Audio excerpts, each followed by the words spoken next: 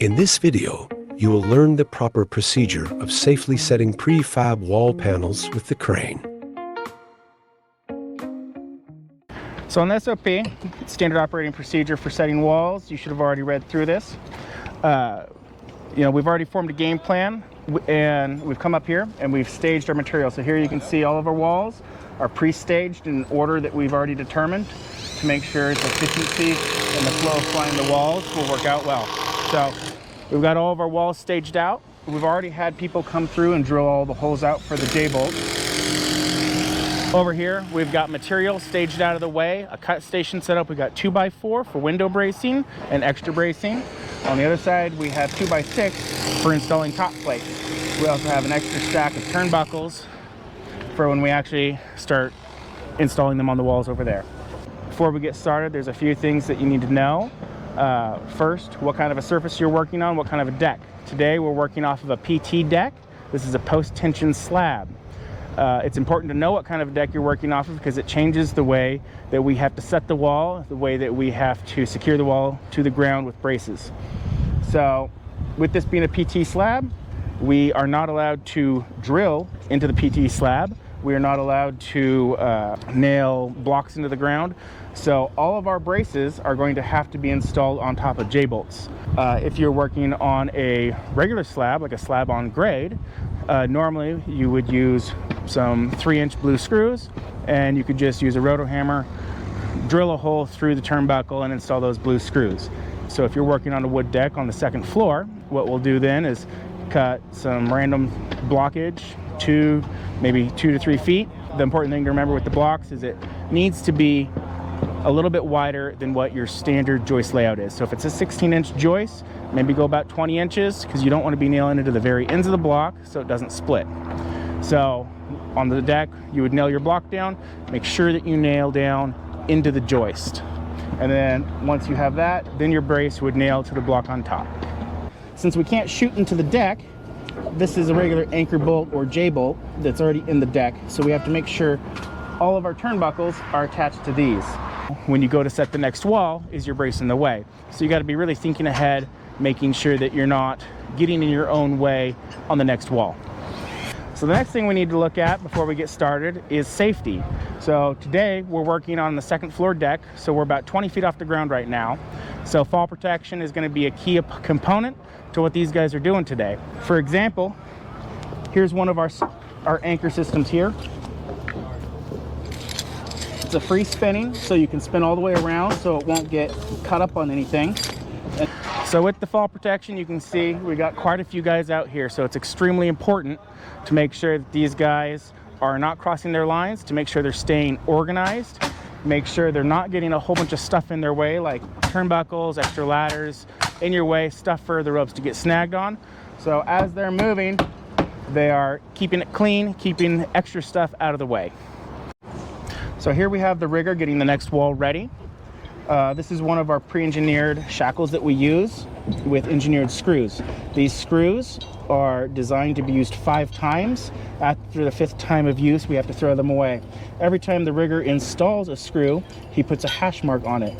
Once he gets to the 5th hash mark, he goes ahead and he blacks out the whole head. At that point, when these screws come out, then we have to throw them away. All right, so at this point, the rigger's all set up. He's ready to go. He have already communicated with the wall crew. The wall crew is ready, and he's already communicated with the crane operator, and he's having the crane operator cable down to hook up the wall.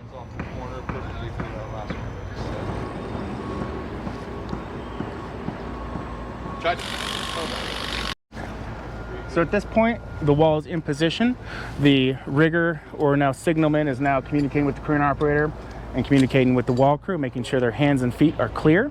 And he's having the crane operator slowly cable down onto the J-bolts while the rest of the wall crew slowly guides it on. So at this point, we've already made sure and hammer tack sole seal onto the bottom of it because it is an exterior wall. So that was on before we flew the wall. So at this point, the wall has been set down, and the wall crew now is working on getting the bottom plate secured to the proper spot, making sure it's on the line, making sure it's at the proper plate break. The crane operator maintains slight tension, or at least doesn't allow any slack in the line. because at this point the wall has not been secured or nailed to the other walls or braces yet. In this case, they have anchor bolts, so they have to use washers with 5/8 nuts. On a wood deck, they would be using just nails and nailing it down. Once the bottom plate is secured, they will start nailing the wall to the other wall, making sure that they're at 5.5 or that the corners are flush. So at this point, they've already got their braces on and they've unhooked all of their rigging. So now the crane operator is free to swing over while the rigger gets the next wall ready. At this point, once it's unhooked, they've got a laser and they're going to set a 3-inch mark off of the wall, and they'll laser up and then they'll make sure they get the wall level before continuing on to the next wall. After that's done, we'll have a guy that's coming behind to install the window bracings. He'll get the window bracings on, and then he'll also come behind and start cutting and tying in all the tie plates. Here we have a guy coming behind, and since we are on the second floor deck, we have to get hand railing up for fall protection. So he's installing the hand railing here, or guardrail, at 21, 42, 63, and 84 to the top. So the next wall's coming in. These guys are getting the sole seal down.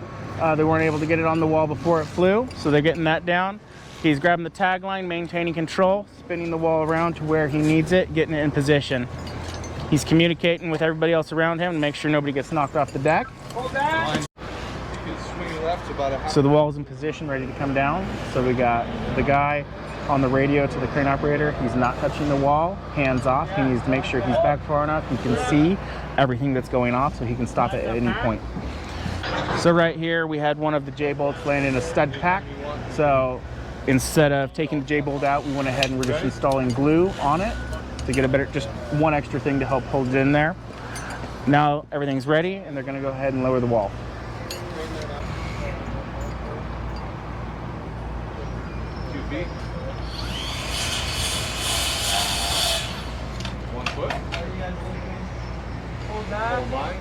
Done with the yard.